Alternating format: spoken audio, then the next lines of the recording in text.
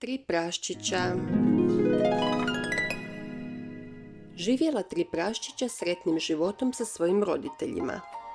Ipak, došao je dan kada su odlučili napustiti roditeljski dom i izgraditi vlastite kuće. Roditelji su im poželjeli sreću, savjetovali im da si uvijek pomažu, te ih upozorili da se čuvaju opasnog vuka koji živi u obližnjoj šumi. Najmlađi praščić bio je najljeniji. Izgradio je kućicu od slame i pruća, te sjeo ispred nje i pio sok. Vuk će ti lako srušiti kućicu, upozoravao ga je najstariji praščić.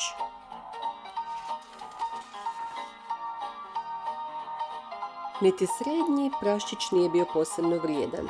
Na brzinu je sklepao kućicu od dasaka, te sjeo ispred nje i uživao u sočnim jabukama. Ni on nije slušao upozorenja najstarijeg praščića.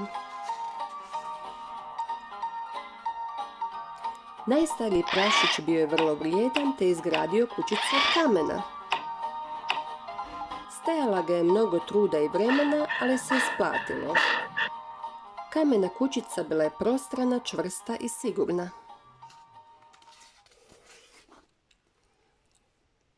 Praščići nisu ni slutili da ih cijelo vrijeme iz prikrajka promatra vuk.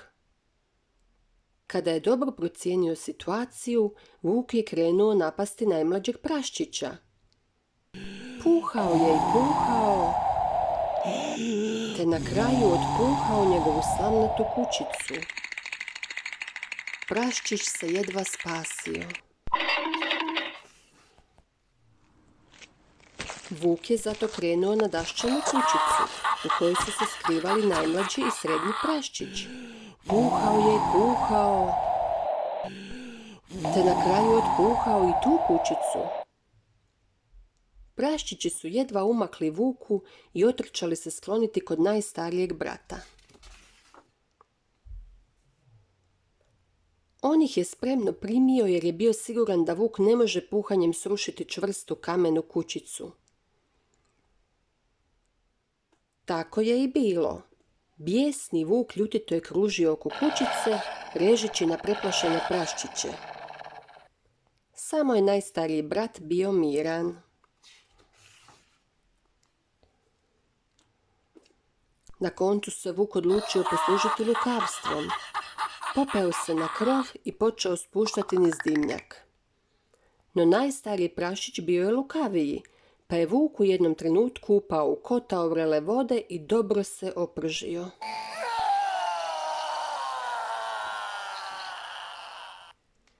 Bijesan, opečen i posramljen, vuk je jaučući pobjegao duboko u šumu i nitko više nikada nije za njega čuo.